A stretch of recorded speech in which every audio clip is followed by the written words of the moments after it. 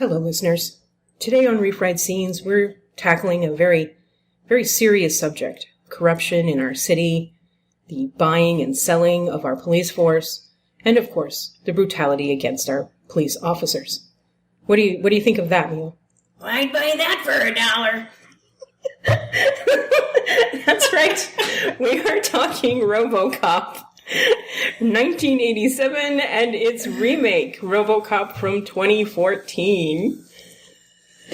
And my first time seeing both, really. Yeah, you saw the, supremely cut version for TV of the 87 movie. Right, and I was probably 9 years old. So, yeah, this is a new experience for you.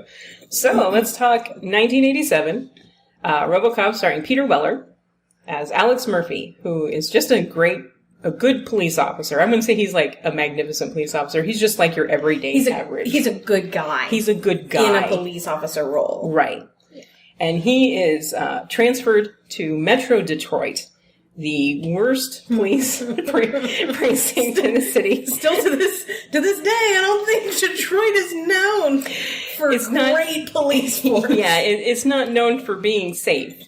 But they're trying to clean up the streets because they're building a new neighborhood. What do they call it? Oh, I don't even. Oh God, I can't remember what it's called. But Omnicorp is building a brand new luxury condominium village, and they need to clean up old Detroit so they can bring in the worker crews and that they'll be safe. And to do this, they first build Ed 209s, which are completely robotic police officers that apparently can't handle stairs. Can I tell you, I was watching this, and I was like, oh, please do this next. And they would do it. And I would say, oh, please do it this way next. And they would do it. So I was having a giddy viewer moment. We should say please have him come into the press room. Okay, now he's going to misfire. Okay. We should say this is directed by Paul Verhoeven, who is probably the most 80s of 80s directors in that the excess is extreme in all of his films. He also did Starship Troopers. If he were a wardrobe accessory, he would be shoulder pads. Yes, indeed. He also did Starship Troopers, and I believe Showgirls. So he's not known for his subtlety. But Omnicorp wants to unleash their Eds 209s in the city and clean things up. Unfortunately, Dick Jones, who is the second in command at Omnicorp, played by, oh God, his name escapes me, and he is so well known in a bunch of 80s films. Get out of here. Ronnie Cox. Ronnie Cox plays Dick Jones. That is a name. It's two different types of penis jokes in both those names. Ronnie Cox, Dick Jones. He's your typical 80s slimeball executive. He looks like he should be British. Yes. I don't know if he is. He's not. Okay, he looks like he should be British. He's in, the jacket. Yeah. The work jacket, the CEO jacket. And he brings Ed 209 into the boardroom for a demonstration. And of course, hey, real estate brokers, picks some poor schmuck to be the bad guy. And of course, Ed 209 miscalculates or doesn't notice that the guy dropped the gun and just blasts this dude all over the boardroom. And this scene goes on for 5 seconds of this. It's awesome because when you start realizing that Ed 209 is going to start firing, because there's a countdown. Yeah. Drop your weapon. The poor guy tries to hide behind people. Nobody's trying to disarm Ed 209, and they're just screw you, man! Get out of my way! Get away from me! Get away from me! It's just very dog eat dog. And this guy just gets obliterated. Mm-hmm. And then somebody call a paramedic. Don't touch him. I'm like, yeah, dude's dead. The dude is so dead.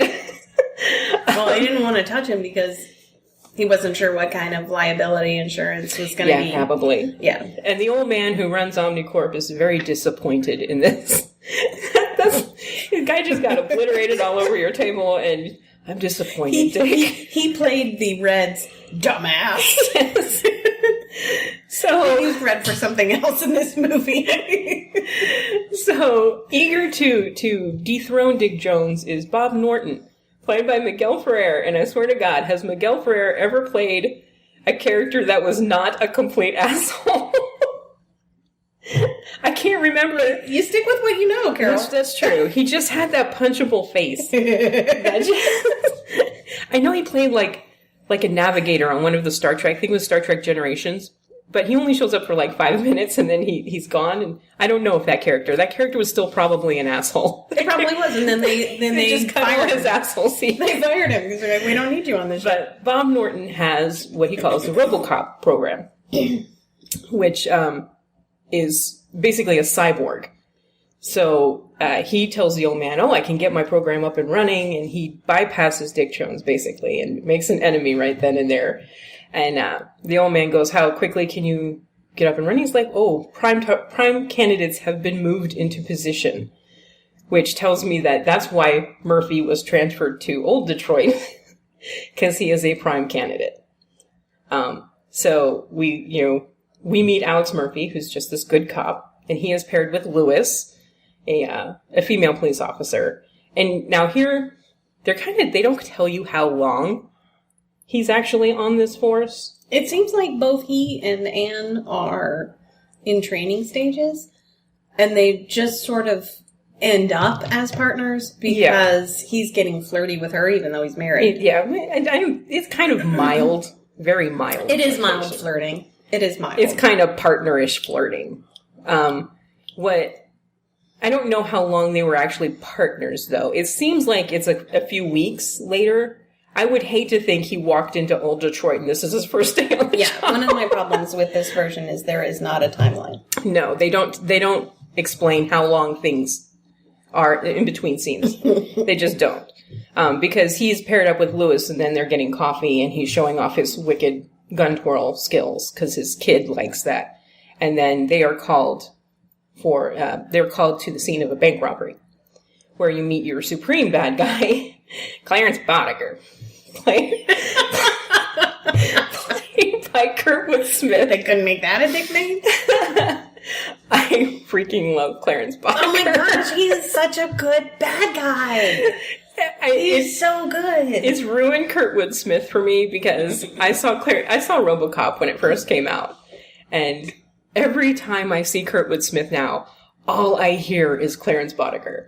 It's like I was watching Agent Carter the other week, and he shows up as the head of the FBI, and at one point, he's like, could we have the room? And all I heard was, bitches, leave.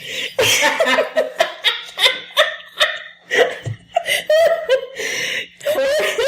nearly spit out my drink when he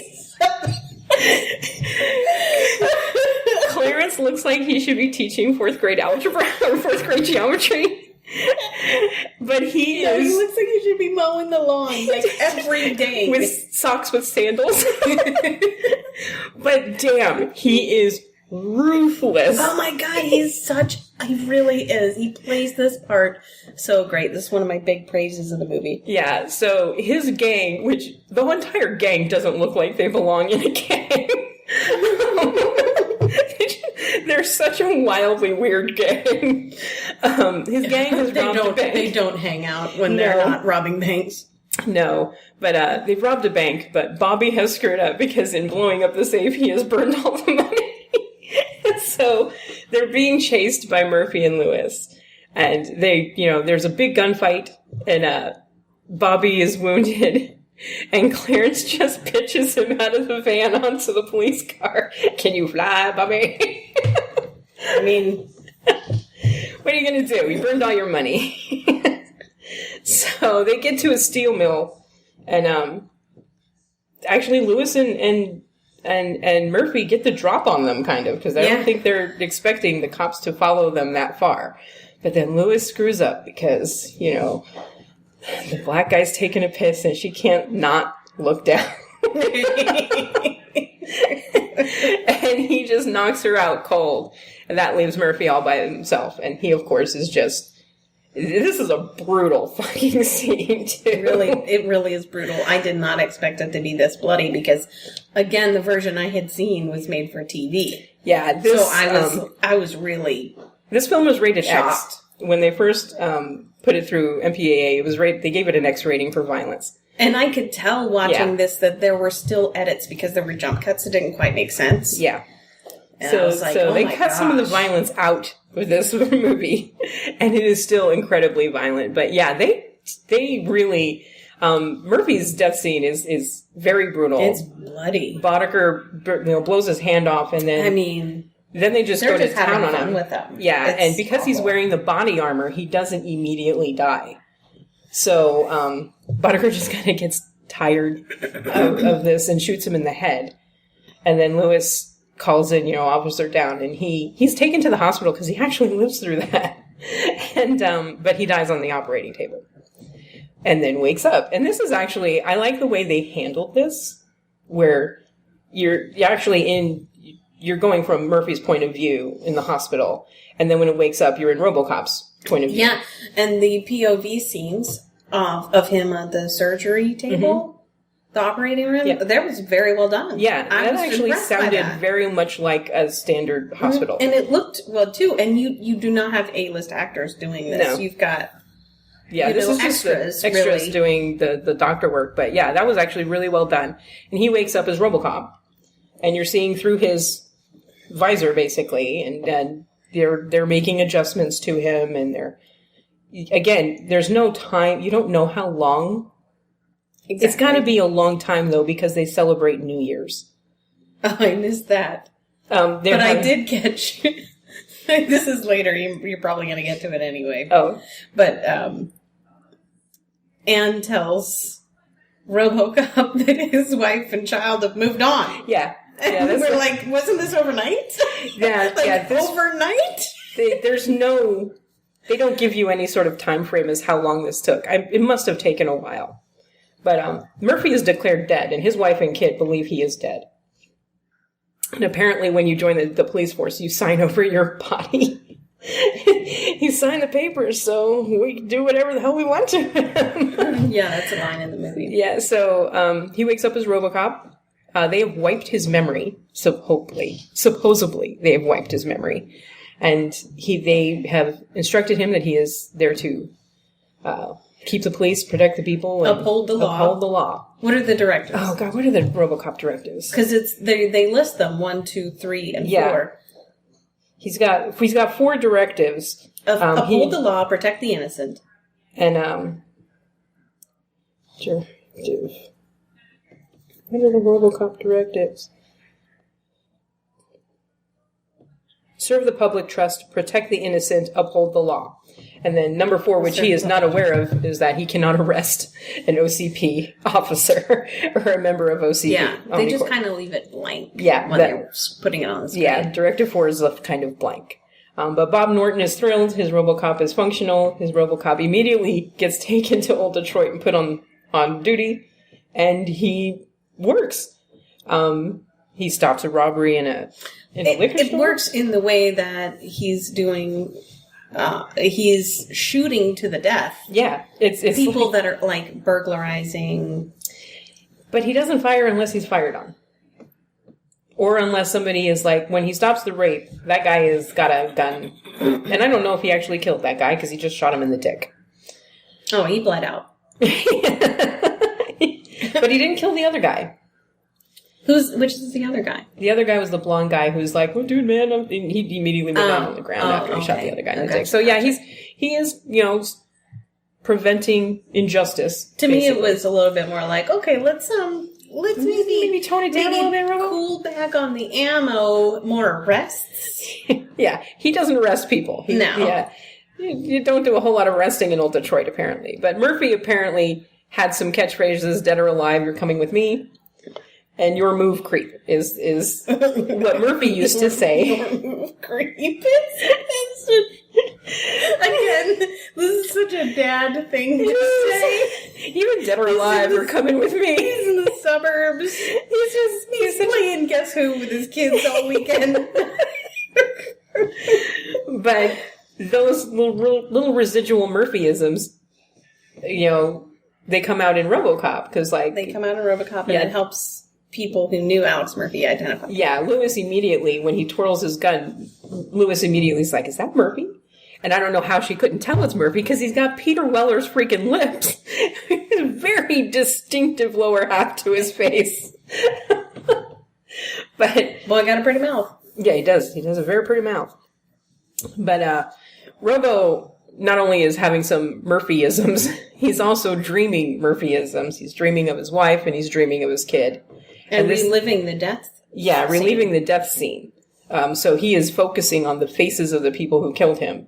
And this kind of glitches him a little bit. Mm-hmm. And he goes out, he immediately goes out to go on duty again, because that's the only thing he knows how to do.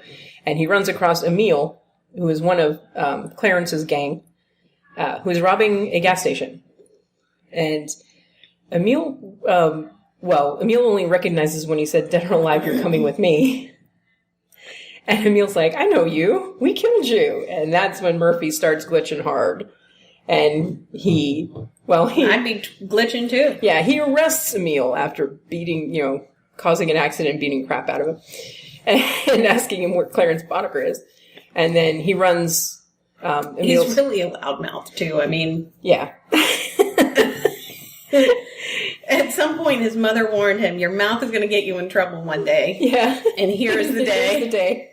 But he runs through Emile's police record and finds that he's a suspect in the murder of Alex Murphy. And that's how he gets his own name. That's how he gets his own name and his address. He goes to visit the address.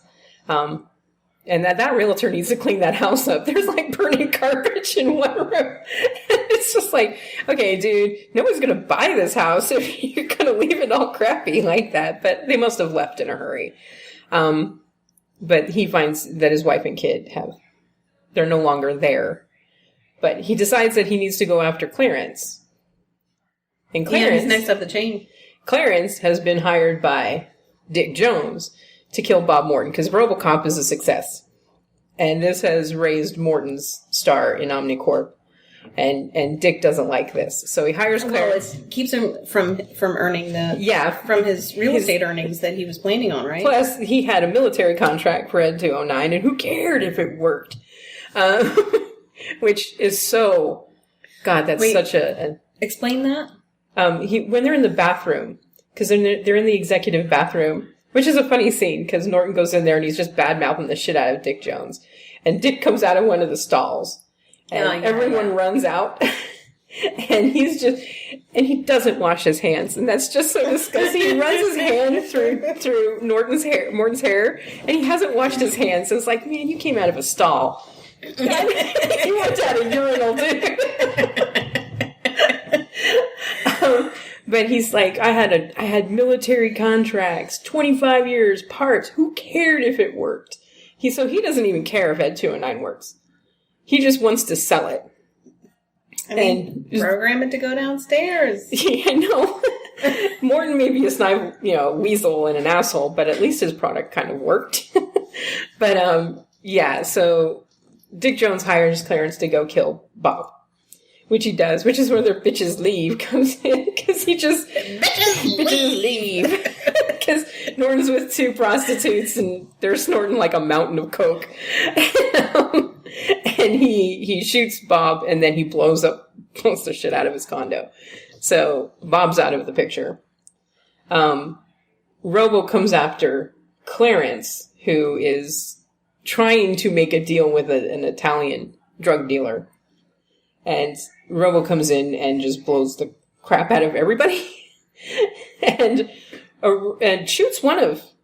Yeah, this is where the Asian member of Clarence's gang gets killed. And I never got his name. But he's killed here. And Clarence is actually arrested. Robo arrests him. And at this point...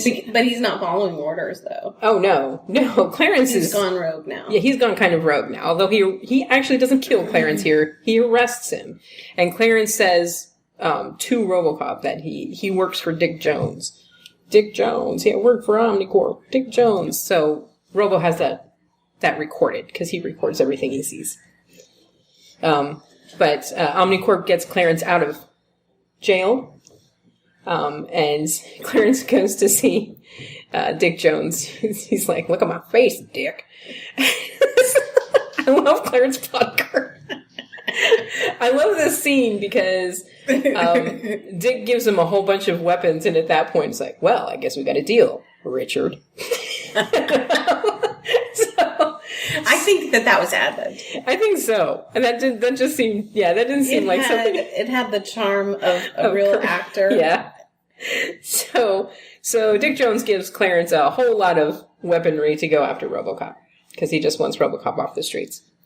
And he wants to sell his Ed 209, which still can't walk downstairs, honey. But Clarence and his gang go after Robo. Well, first, Robo goes to arrest Dick Jones because he has it on record that Clarence Boddicker was working for him. And here Dick Jones makes a really stupid mistake where he tells Robocop, I had to kill Bob Morton because he was in the way. It's like, dude, he's recording every damn thing you say. But he thinks he's going to, wipe Robocop off right now because the whole police force is in there now. He's told the police force that he's gone rogue. Clarence and his gang are after him. Robo just gets the shit shot out of him.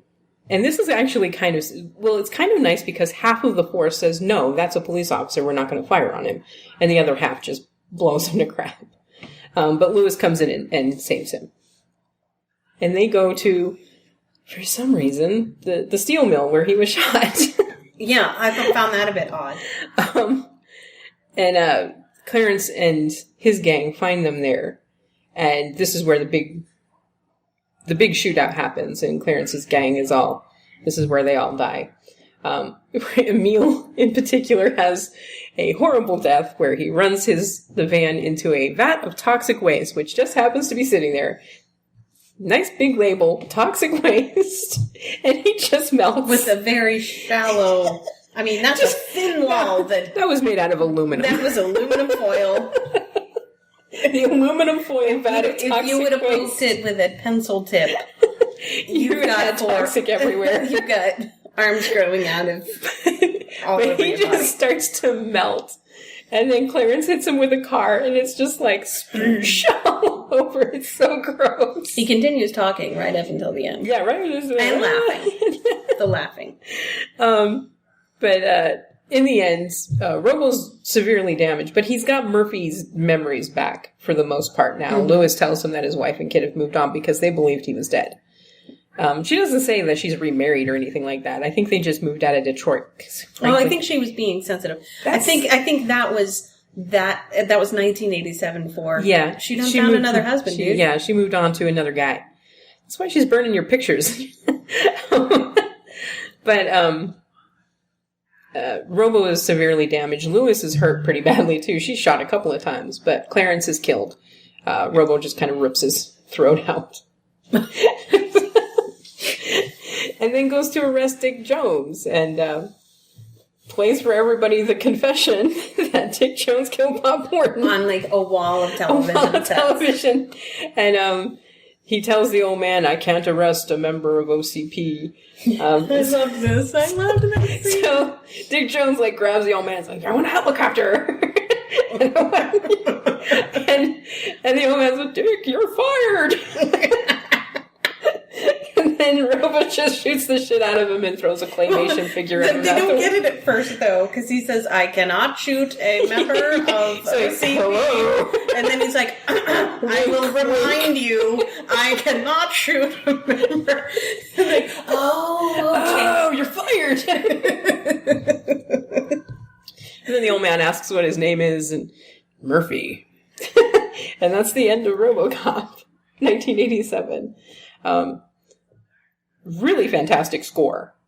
I didn't even notice the score. I love which meant it must have been good. It must have gone with everything. Well, the same guy that did this score did another one of my favorite scores, Conan the Barbarian.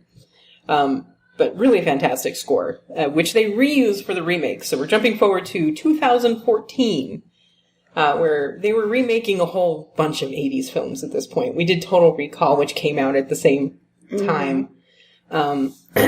And so they redid Robocop.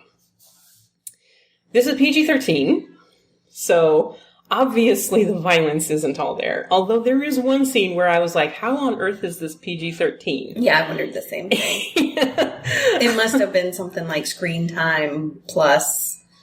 The nature of it, I don't know. So Alex Murphy is now played by Joel Kinnaman. And here it's radically different. In the first one, Murphy was just a candidate, and he was the candidate that died first, basically. Here, Murphy is a good cop in a bad division, and he knows who the bad cops are, so he's actually targeted.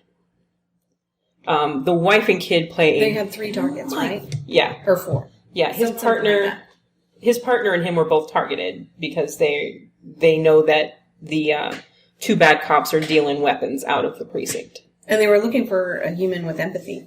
An officer with empathy. Yeah, an officer with empathy. They were going through a bunch of officers that had been severely hurt in the line of duty. Looking for...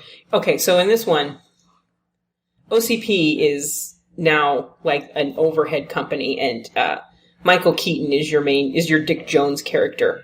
Although his name isn't Dick Jones. They changed all of the names except Murphy. Also, it opens with Samuel L. Jackson as kind of an Alex Jones type talk show host. Yeah, more like is it a game show or is it a news show? You don't really know. See, in the original, they have commercials and news reports. Paul Verhoeven was great with this because he did this in Starship Troopers too. He would put in commercials and he would put in news reports, and it works. Here, I just don't think Samuel L. Jackson worked. Oh, I do. I disagree. I thought that this worked. I thought it was kind of odd than how they did in the original. Oh, I liked the original with the news flashes. Here, Michael Keaton plays Raymond Sellers. That was me just throwing my glasses on the ground. Sorry. Raymond Sellers, who is he deals with drones. He deals with drones and robots, basically. Like Ed 209. Ed 209 actually is He works in technology. Yeah. And they're using robots in Ed 209s in the Middle East for peacekeeping. Nice homage to the original there. Yeah, it works. Kinda. Yeah, except when they're shooting kids. Yeah, the kid was armed, but he was armed with a knife. I don't think that's going to do much harm against an Ed 209. Yeah, and it makes you wonder, well, how many toy guns? Yeah, have they missed... Right. Yeah. So the United States do not want these robots on the streets acting as police officers, and Congress has banned them. So Sellers comes up with the idea that they need a human, quote unquote, element to it. And so they start looking for police officers who are seriously injured in the line of duty that they can turn into Robocop. So this isn't like a rogue portion of Omnicorp. This is the main bad guy going, yeah, we have this auxiliary backup plan that we can get by Congress. And Murphy fits the bill. He doesn't have anger issues. They look at one guy that really good looking, but has anger issues. Another guy kind of let himself go when he lost his legs. But, so Murphy just fits their profile of what they need for Robocop. And so, Norton is now a scientist, played by Gary Oldman, and he creates Robocop. Now, in this one, Murphy has all of his memories from the get-go. They don't wipe anything. So when he wakes up, he knows he's Alex Murphy. But the only part... He doesn't know. Oh, this scene is emotionally brutal. This one is the one where I was like, this was PG-13? Because he wants to see what's left of him. Because he's in the suit. It's awful. And so they remove the suit, and it's basically just... When she says removes his suit, it's like electronically pieces of him are sort of removed, maybe magnetically, would you say? Yeah. Anyway, systematically. And he's reduced to a pair of lungs, a hand. Lungs, a hand, and his head, basically, and his brain. Hilariously. I would imagine watching that unfolded before your eyes, you'd go into shock. That's what, But They left his left hand because it's got his wedding ring on it. And I have to think that was a PR move because that's the hand he shakes with. Yeah. So, and also it wasn't damaged in the his arm, his quote death scene. I don't understand why they wouldn't keep his whole arm. They just kept the hand. I had to think that it was a PR move.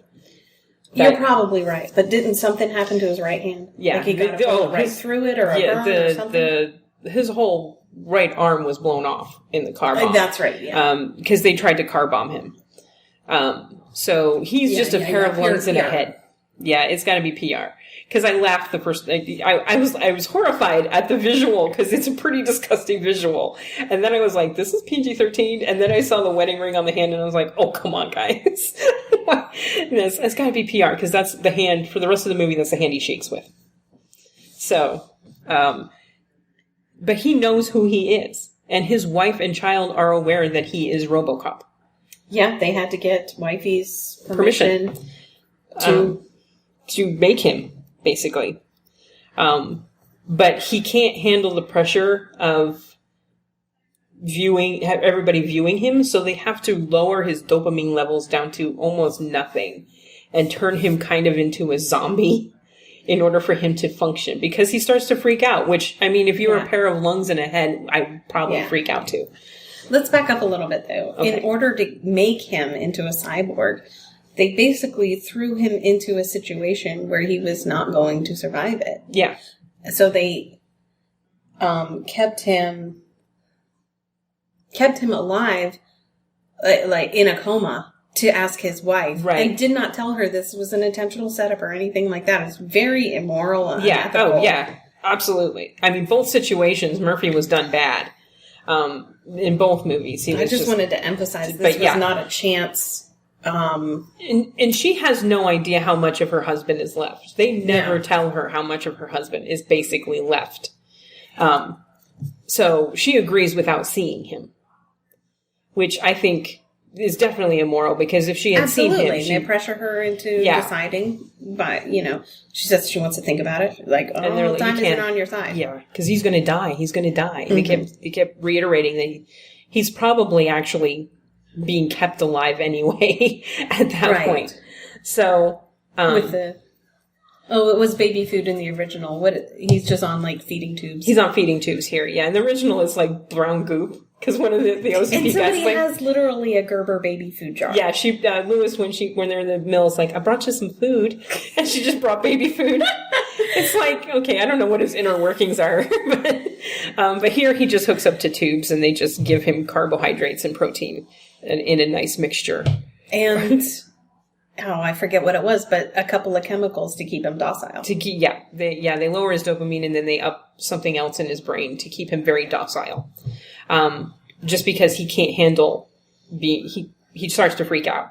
Basically starts hyperventilating, which, I mean, in his state probably is a death sentence. So they drug him into submission. And at that point, he can't recognize his wife and kids anymore, or his wife and kid anymore. He's just very uphold the law type thing.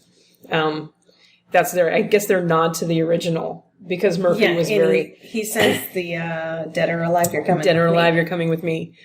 He does say uphold the law. I think he says the 3 directives at some point here. But he becomes Robocop, and he just goes on doing his job until... what triggers him?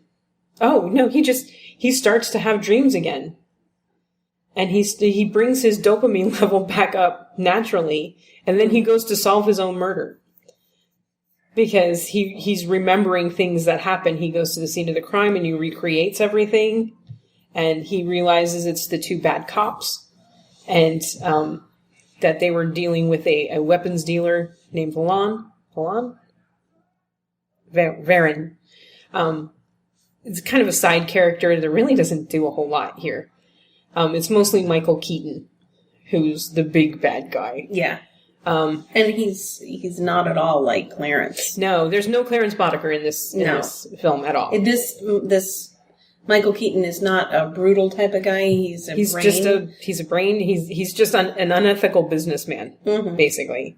who looks at numbers rather than people. Right. And the yes men around him are the same way. They're just like, well, if we do this, they use his wife and child because it's good publicity for Robocop to be married and have a kid. Mm-hmm.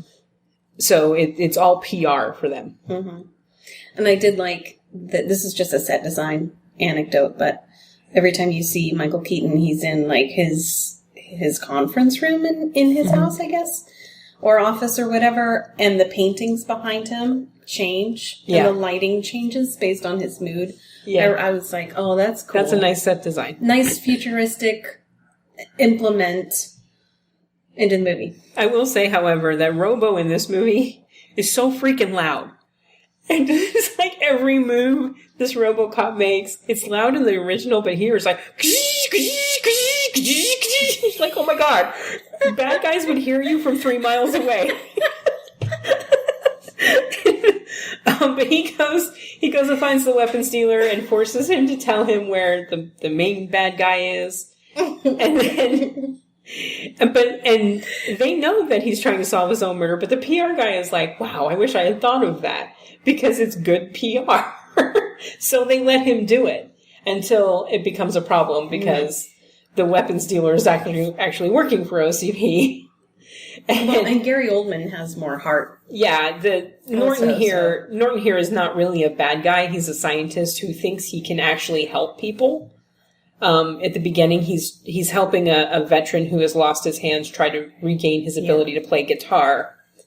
So he's hesitant to even take on the project, but once he's on board, then he becomes a caring individual. Yeah. To The only unethical thing he really does is when Murphy has his freak out, he lowers his dopamine to almost nothing, so he can actually... And then he actually does do some hardwiring in his brain, so his reactions are much faster. Because they do have another kind of bad guy with Rorschach, Jackie Earle Haley, who's the police officer's weapons guy. And he wants the actual robots on the street, not Robocop, because he feels that if you put organic nature into the robot, it's not going to react as fast. It's going to double think everything it does. He just believes the machines are better. Yeah. And at first more accurate, and this is a man that probably lives at the shooting range, and he wants precise. And for some reason, he turns complete asshole later on, and I'm not quite sure why.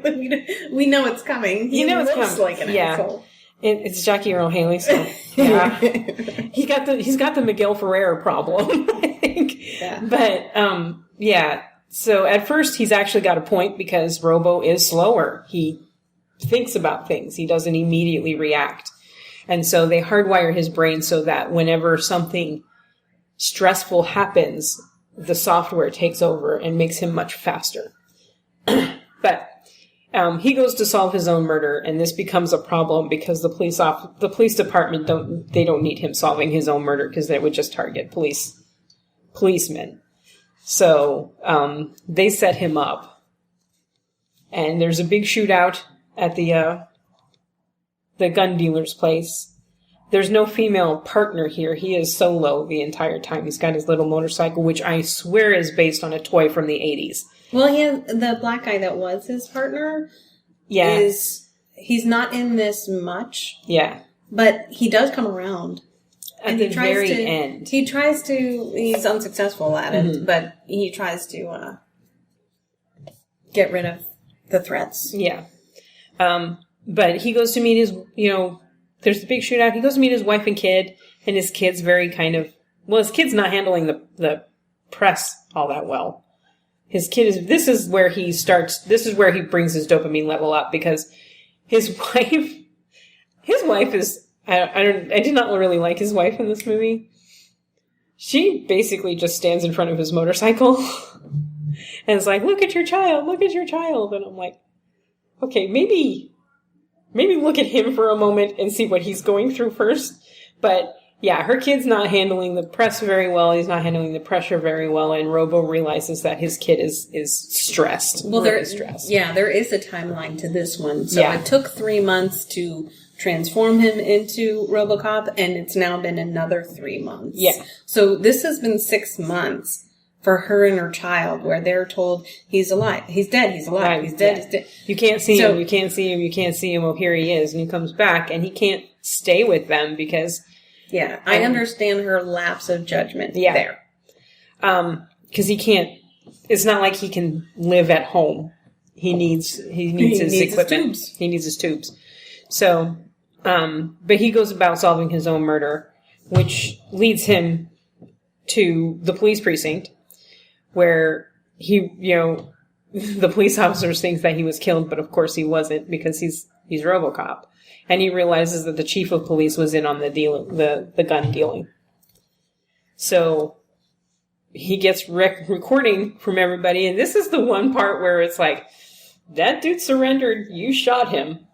Because he shoots one of the bad cops because the guy's about to pull a gun. But the other guy has his hands up, and he's like, it was the chief.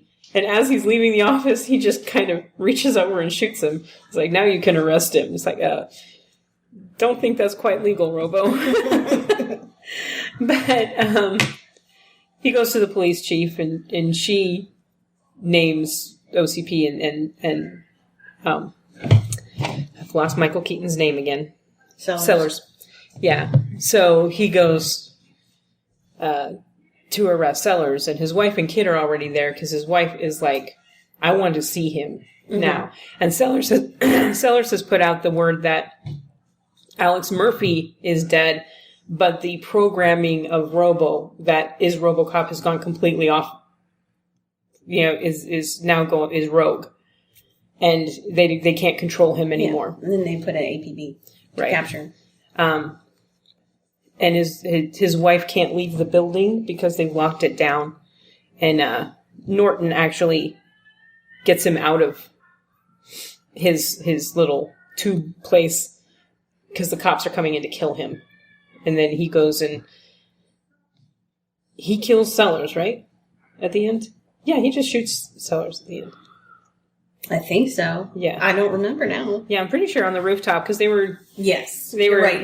Yeah. On the rooftop. Because Sellers at that point has done the bad guy thing where he's kept the wife and kid and he's going to use them as collateral, basically. So... And a helicopter is on the way to rescue him, but it's 10 minutes away before the wife and child go up there, so probably 5 minutes away at this point. Right, so he kills Sellers, and everything is revealed, of course, and OCP is doing damage control. And not with Samuel Jackson, they're not. who is very much like Alex Jones, where it's turn on a dime. It's like, I was for this like last week, I'm against it now. Yeah. And then he just goes back to work as Murphy, and goes back to the police force. And that is the 2014 Robocop. And you do get the Samuel Jackson motherfucker. Yep. They bleep it, though. Oh, I'm not on my version. Really? Yeah, I heard it. Are you sure you didn't just... Yeah, because they bleeped it. No, we watched it on TBS. Oh. Okay. Free trial. Oh, okay. So that was Robocop 2014. I have to say, watching them back to back, I love the 87 version. This wasn't as bad as I remember it being. The 2014. Okay. So you remember it being bad, but you loved it for the nostalgia? I love the 87 version. I said the 2014 one wasn't as bad as I remember it being. I saw the 2014 one in the theater, and I remember being underwhelmed. It wasn't as bad as I thought.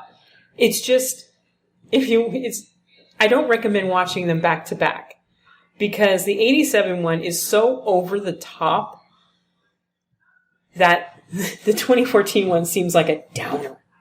It just seems like such a downer. I watched them a day apart, so not exactly back to back. Enough of a buffer that it was enjoyable.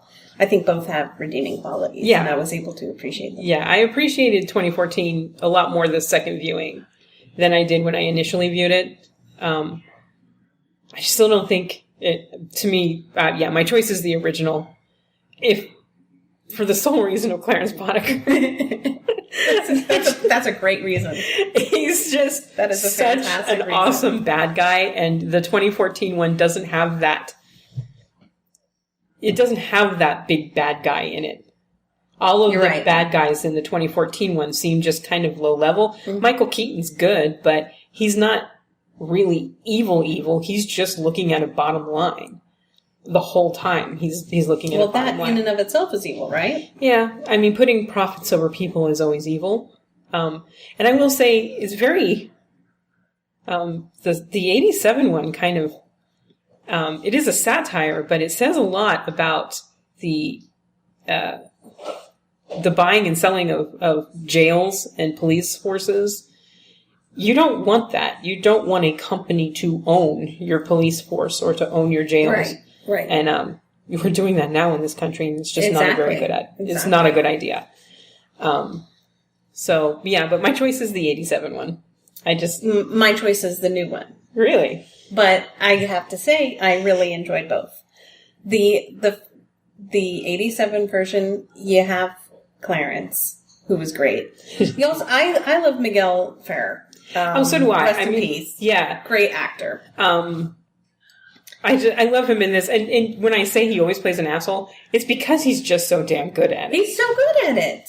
He's so good at just being like fed up with whatever he always whatever like has transpired in his day. You're like, I'm not gonna bring. He's snorting coke off of some hooker's boobs, and he still looks pissed. It's just like, why are you angry, dude? Let's see what else. The score was... They do reuse the score in the 2014 one. Bits of the score. The main Robocop theme is reused in the 2014 one, which I actually appreciated. I could appreciate that, like, the scenes from the television stuff with the I'll buy that for $1. Was that supposed to be a satire of Up All Night with Gilbert Gottfried? Because they nailed that. I don't know if it was supposed to be of that particular show, but it is a satire of that type of show where it's just such lowbrow humor. Yeah. And everybody is watching it. And they nailed it. Yeah. They nailed everything else that people are watching. Mm-hmm. Just mindless TV consumption for the American public. Obviously, the issues with corrupt police officers and all that stuff. Very, very well written movie. Mm-hmm. I didn't like the baby food thing. I didn't like that they did not seem to take any measure to futurify anything. The set design, everything looks like it's in 1987, just with robots. Yeah. You know what I mean? The haircuts are the same. The wardrobe is the same. The nurses are wearing like the, It is very set in its time. Yeah. And I'll stop there. But the new one, I loved. I think the story made more sense. You still had that police corruption and corporations buying the police or trying to take over the public sector police. and the private sector mixing, and it wasn't as bloody, which I think was a plus for me. Yeah, the 87 version, like I said, it was rated X when it first went to the MPAA. They're like, heck no, this is way too... Because there's no nudity. I think the locker room scene in 87. Oh, right. Which is in the first minute or two. Yeah, which is in the first... And it's male and female, because it's just the police locker room. They're just taking showers. So you see, Yeah, they're changing for their shift. Yeah. So it's not like anything, quote-unquote, sexual. No. It's not lewd. Yeah. And that's the only nudity you get in 87. It's all violence. And it is very violent. Very. And it's played as almost funny violence. There are moments, I have to say, except for Murphy's death scene, which I thought when I first saw it, and I saw it when I watched it yesterday, it's just really brutal and horrific. And you actually feel for Murphy in that. You absolutely do. Yeah. And this one I feel for Murphy also, and his wife. Yeah. I don't know why they would leave him with... Well, I'm assuming they didn't do the sci-fi thing, whereas we can just wipe his memories. Because you can't really do that with a brain. You can't... You can lobotomize him, but if you're using him as a PR stunt, you don't want a lobotomized police officer out there. So, and I love the addition of Gary Oldman. Yeah. And that character bringing to it as like sort of your step between corrupt police and civilian. Yeah, I do kind of appreciate there's no really like over the top bad guy here. Yeah, but it became a little monotonous, and I don't know why that Russian or the main arms dealer. I'm not even sure why he was in the movie because he didn't really add anything to it. Who are we talking about? Oh, the redhead guy. I know who you mean. Yeah. I'm just not certain why. Antoine Vallon. So he's French. I'm not sure why he was in the movie. It just added another layer of, okay, who the hell is this now? Yeah, you're right. It did. There were a lot of side characters. Yeah. A lot. And it's like they were trying to compensate for the lack of Clarence Boddicker because you had the French dude and then you had Jackie Earle Haley, who is just this weapons guy who suddenly just turns complete asshole. I'm going to enjoy killing you, Tin Man. And I'm like, well, why are you such an asshole? I think he represents a certain population. Yeah. But I think it lacked a really great bad guy. You're right. It had a few good bad guys, but it's not as bad as people make it out to be. No, I think a lot of the criticism is people expecting that just gush of violence, and because this was PG-13 and goofiness, and you're not getting it. There's no cheese factor. No. But yeah, my choice is the original. I love the original. Well, we're divided. Yep. So, let us know what you think on Robocop 87 and Robocop 2014. And remember, we'll buy that for $1. Holy cow, I almost forgot to pick the next movie. Okay, we had stopped and then we realized we hadn't picked the next movie. So we're going with number 18, which is, oh God, Planet of the Apes. Okay. Marky Mark goes to space. Yay. So join us next time on Refried Scenes where we will discuss the, I think it's 1968 Planet of the Apes and then the Tim Burton Planet of the Apes. So, two movies that are just so different. It'll be hard to compare them. It'll be hard to compare them. It will. And let us know if you have suggestions for movies, please, that you would like to hear us do. We have gotten some requests lately. Yeah. Which we're trying to work out the logistics of one of the requests. So, but if you haven't, can't do TV series though. Yeah, no TV series. But if you have a request for a movie, let us know because our list is starting to run short. Until next time.